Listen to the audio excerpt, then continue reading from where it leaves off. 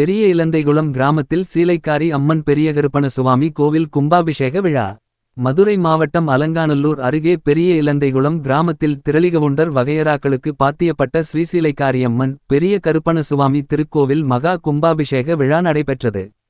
இதில் ஹோமங்களை தொடர்ந்து யாக சாலையிலிருந்து சிவாச்சாரியார்களின் வேத மந்திரங்கள் முழங்க கடம் புறப்பாடாகி அழகர்கோவில் ராமேஸ்வரம் உள்ளிட்ட புனித தலங்களில் இருந்து கொண்டு வரப்பட்ட புனித நீர் கோவிலை சுற்றி வலம் வந்து வானத்தில் கருடன் வட்டமிட கோவில் கலசத்தில் புனித நீர் ஊற்றப்பட்டு கும்பாபிஷேகம் நடைபெற்றது. கும்பாபிஷேகத்தில் கலந்து கொண்ட பக்தர்களுக்கு பூஜை பொருட்களும் அன்னதானமும் வழங்கப்பட்டது.